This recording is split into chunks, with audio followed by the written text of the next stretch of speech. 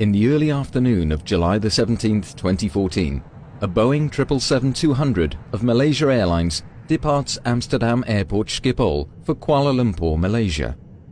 Flight MH-17 enters Ukrainian airspace at an altitude of 33,000 feet, following airway Lima 980. The crew diverts a short distance to the north to avoid some thunderstorms when returning to the airway in the eastern part of Ukrainian airspace.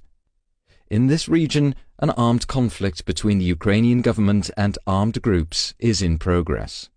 Therefore, lower levels of the airspace are restricted for civil air traffic. Flight MH17 is routed above this restricted airspace to waypoint Romeo November Delta in the Russian Federation. Until that moment, the flight proceeds normally. When flight MH17 is above the eastern part of Ukraine, a Buk surface-to-air missile system fires a missile. It travels almost at 3 times the speed of sound and carries a 9N314M model warhead. Inside it is an explosive core surrounded by 2 mantles containing preformed iron fragments. Radar guides it to its target, where it is detonated by means of a proximity fuse. A Buk surface-to-air missile can reach an altitude of 80,000 feet, exceeding the flight altitude of flight MH17 by far.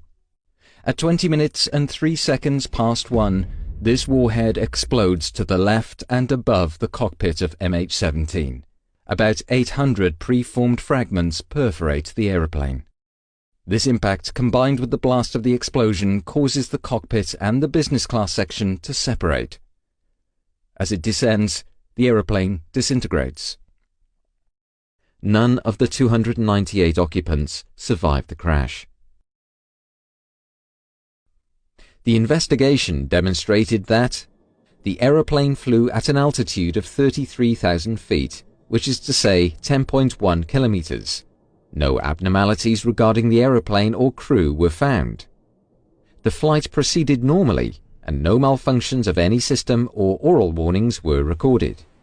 Also, no distress messages were received by air traffic control. Both flight recorders stopped abruptly at 13:20:03, and from that time, the flight crew of MH17 did not respond to air traffic control messages.